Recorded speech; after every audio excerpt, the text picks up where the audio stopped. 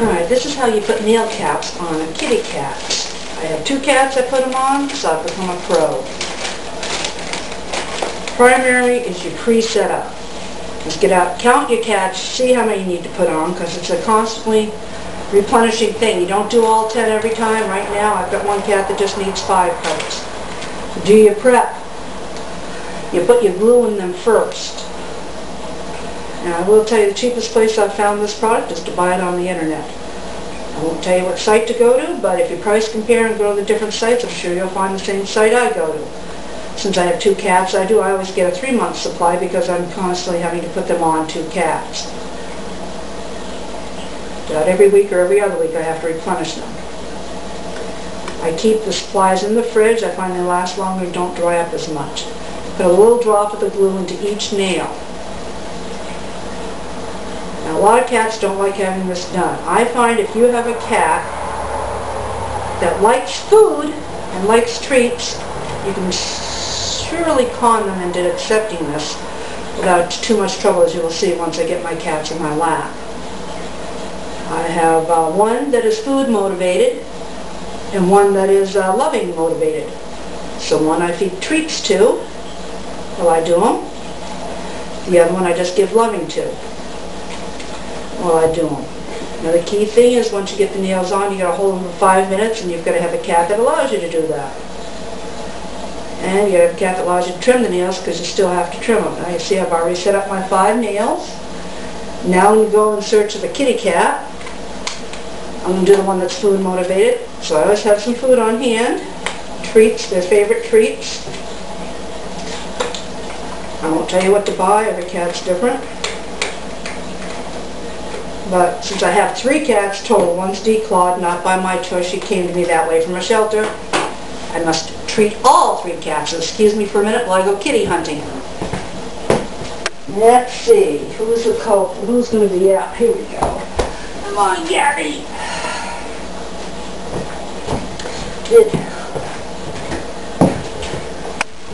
This is Gabby.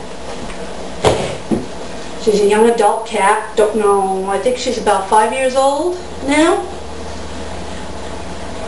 And she's my food motivated one. You always got to trim. As you can see, she's got some caps still on. I trim the ones that need new caps. She's pretty used to this by now, as you can see. Of course, she sees there's treats there for her, and she knows they're coming. So, trimmed, pop them on. Sometimes she doesn't like me holding her paws. Today she's being a little bit accommodating, maybe because she knows she's on video. I really don't like doing the thumbs, but I have to. And this one, whoops, hold on now, you're getting frustrated, I know. You have to hold the paws up so they don't put any weight on them. I have a timer set for 5 minutes. Set the timer, and now we start the treats for 5 minutes. There you go. And you can see she's not struggling. She's quite calm. The ears are forward. And she's having a pleasurable experience.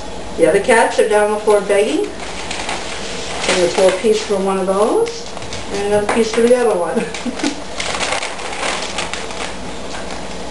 But you must hold them for 5 minutes so they get a chance to set.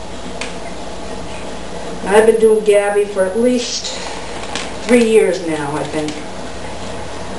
She started clawing furniture, and I read about the product. She was my first cat that I put cats on, so I did take her to the vet the first time to find out how to do it, because I had no idea how to do it.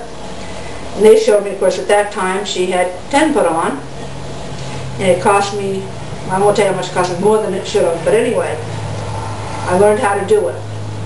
She didn't particularly care for it the first time. The techs did it at the vet. But when I got her home, I just started replacing them as they fell off, because they will shed the cats, just like cats naturally shed their claws. Okay, you shed pieces of them and the caps come off, and that's why you have to replenish them. You won't always do 10. I got a little lazy, endured for a couple weeks, so she had 5 that needed to be replaced. A good sign you need to replace them is when they start clawing your furniture and it starts doing damage. You can hear it. Oh, we got a cat missing. You've got the time to stay on top of it. Do one or two at a time when you notice them coming off. I work full-time, so I don't always have a chance to do that. So it turned out to be our Sunday morning thing to do. We do a cap check and replace what's missing between the two caps. Like I said, you can see she's very comfortable, very hungry. Once again, the ears are nice and forward. She's very, very happy. She doesn't mind too much at all. As long as I keep the food coming, she's happy. I break up these treats. I suggest soft treats, so you don't give them a full treat every time. So it minimizes how much she really gets, but she thinks she's getting a lot. Don't you, Gabby? Yeah. She's a plain old-fashioned Heinz 57 variety kitty cat. We got her from a local pet store who gets cats in the area. So she's from the area I live in. And she's been a very good cat, although she's a little bit of a mischief maker. But we love her. And you'll notice she'll be ready to go down as soon as she hears the ding on the timer, because they come to know what that sound means. It means they can get free. Although she seems very calm and content because I'm feeding her, she'd rather be down on the floor playing, there's no doubt about it. But she's a good kitty. Yes, she is. Very good kitty. And yeah, eat them up. Of course, I got two other hungry cats on the floor. But I find if you stay with a regular routine of how to do it, they get used to it pretty quickly. I was very fortunate. I had always trimmed their nails, and I would suggest getting them used to that before you even try to put on the caps. So they're used to having me handle their paws, trim the nails, give them attention, and I really don't have a lot of problems with this.